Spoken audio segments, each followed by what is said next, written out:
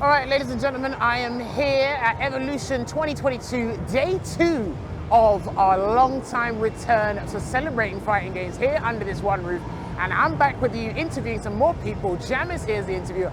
And alongside me, hello, MK extraordinaire, talented father as well. Yes. And he's still very much supportive of what he loves most. Kitana Prime, pleasure to meet you. I think too, this is my the brother. very first time it is that we came had a together. I've been chat. watching you forever because I watch Street Fighter all the time. I'm just starting to get in there towards the end, but yeah, I keep my eyes open, and I love to see us win, if you know what I mean.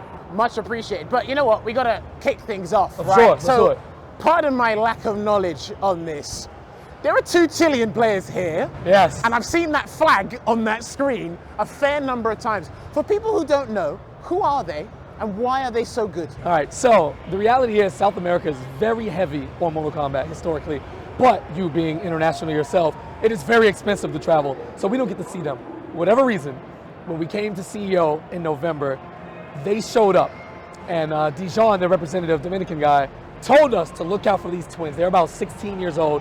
They train each other, and historically, we know Hey George and some of the Brazilian players have been very strong, but these kids have been grinding nonstop since 2019, and if you weren't paying attention to the South American scene, you don't know. They showed up, smoked everybody, got to grand finals, trolled, came back, combo breaker, grand finals again, and we're at Evo, and they're both sitting in winners finals after one brother just defeated Rewind and the other defeated Sonic Fox. They are simply the best Mortal Kombat players on earth at this given moment.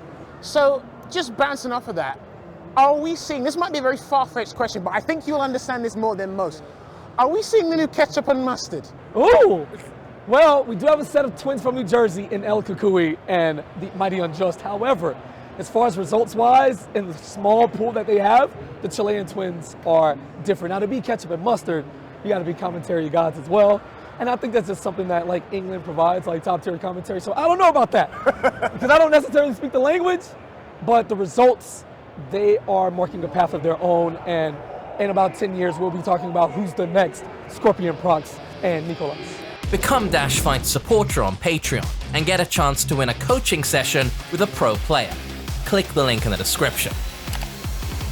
No, because this is fantastic to see because, again, my lack of knowledge, how well and diverse the scene is for you guys and how knowledgeable you are with them, it's just great to see. So my next question for you will be the current state of MK11.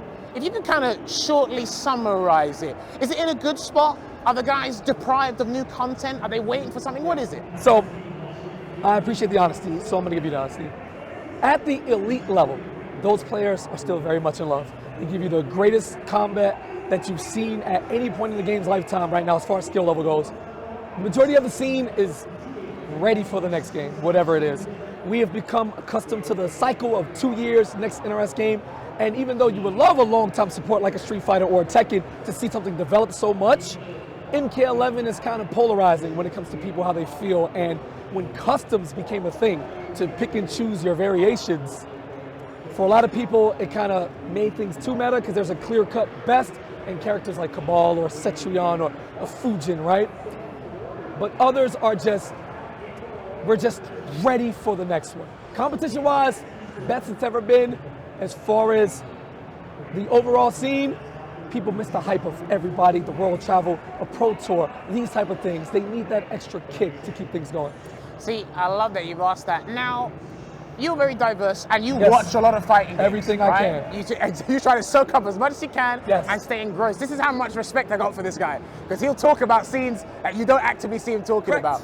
But there's multiverses, there's Project L on the horizon. Is free to play and these platformer games, do you see that overtaking traditional fighters? Wow. Or is there room for both, the best of both worlds? So, I always believe there was room for both. However, you've been around long enough. There's always been the smallest divide of esports and grassroots, right? People want to hold on to said identity. I think what Project L has an advantage is the team-based aspect. When it comes to esports and rooting for stuff, people love teams. If they allow 2 people to play in that versus game, you can go for whatever sponsored team because you can rotate players. Multiverses, unlike anything. Platformer, traditionally FGC hasn't embraced that well, but the barrier of entry is so good that I think it's going to be here to stay. Overtake, I don't think so. But what I do know is it's kicked these other companies into gear. With everything that Capcom has presented for Street Fighter 6, they clearly have learned and they know what is best. Even games that are out, Sam showed, Persona 4, rollback, crossplay, all of these things that are necessary to move us forward, I think all the companies are starting to get it. And yes, free-to-play is the wave. Unless you are Mortal Kombat that consistently outsells everything, Tekken, Street Fighter, I would love to see these games go free to play because they've proven they can support with the content over 6, 7, 8 years. Do it! Lower the barrier of entry, modern controls, make it easily accessible. All of that is good. Design the game where everybody can play, but the best players still win. That's the hardest part, but I do believe that the free-to-play train is here and is here staying. Well, you heard it here first. Now, more of a personal question. Sure. You have a family now. I Congratulations. do. Thank you very I know much, they my take the brother. life out of you, but man. you wouldn't trade it for anything else in I the would world. not. I would not. Now, FGC dads, we got a lot of those now. I want to see, what is Kitana Prime's advice to FGC dads right now who want to still actively play and stay fighting games, but also take care of their child and develop into a new man? So I would say before you become a dad, make sure you choose the right one. My wife Samantha is the most incredible woman I've ever met in my life. And her organizational skills and ability to believe in what it is that we do with such a world influence. We may not be like celebrities on earth, right? But in this fighting game, we've developed and nurtured so many relationships, touched so many hearts, and have the brand to kind of take this places. So make sure at home first, before you decide to have that child, that you have somebody that is a team.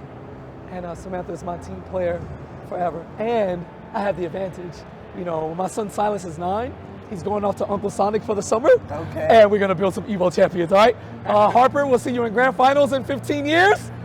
I don't know what game my son is gonna like, but Justin, it's time, all right? Shout out to Kitana Prime and his family. Now, I've got to ask one more long-winded question before I hit you with 2 short ones. No worries. Literally on the way here, we were talking about American players. Yes. Their lack of certain abilities, or capabilities, I should say. What is it you feel that America's missing on a more grander scale? Because like we said before, internationals, we're all here, we're coming to you. Yes. We're bringing the A game. You've got 2 Chilean, Of young course. Chilean players showing you up on your home stage. What are the Americans missing, do you feel, to kind of elevate them to that next level? I think number one, and I know it's hard because of geography and distance and the sheer amount of volume, is the camaraderie.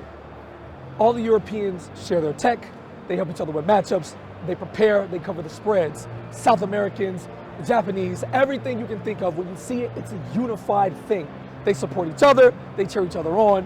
Oh, we're going to America, we have to deal with character XYZ, somebody's gonna pick that up, they're gonna learn.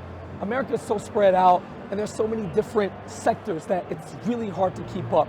And I think countries have identity. I think America is very heavy on reads and just like enforcing their will. They do You what guys they scrap. do. I'm not gonna lie to you.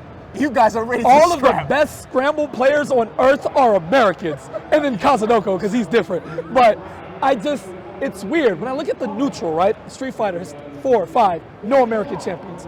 I think there's credence to that, especially when we have the biggest volume. America may lose its first NRS title. 2 Chileans, UK, Brazilians in top 8. The neutral that we see from them is just different in the way they approach, and America's more read-based. I like to see a more defensive approach, but at the same time, the way fighting games are developed nowadays, they're more offensive. So we kind of just, you know, America, fuck yeah, and we do what we do. But I think the camaraderie first, and then the approach that, this is just the bravado. I'm going to do what I want to do. And once you get to the highest level, everybody's so smart, so good. And those small moments of confidence and sometimes arrogance, I'm the biggest Punk fan on earth. Sometimes it takes over you and then you just die. Yeah, that's rough, but that's a very good explanation. Now, 2 short questions. Sure. Right. Can anybody stop the young prodigies? Oh my God. Rewind's our best choice in America. I'm Team Sonic Fox for life, but in order to beat the Chileans, you need to be at the top of your game, active and playing as much as them just to stand a chance. And Sonic almost did it. They're gonna need a little bit more. Before the tournament, I picked Scorpion Prox to win it all. I think he's going to do it. But I will continue to bet on Sonic all weekend long. We're going to find out shortly, but my final question for you, which do you prefer, MK12 or Injustice 3? MK12, that's free. My name is literally Kitana Prime. I love my DC characters, but I am Mortal Kombat. This is what indirectly changed my life 30 years ago before I found the FGC, and I couldn't imagine a world without Mortal Kombat for me personally. All right, Kitana Prime. Thank you so much. It was a pleasure, great talking to you as well. I'm Absolutely. going to see him around. So yes, this has been Jammerz, Kitana Prime, and we have been here with DashFight. See you next time.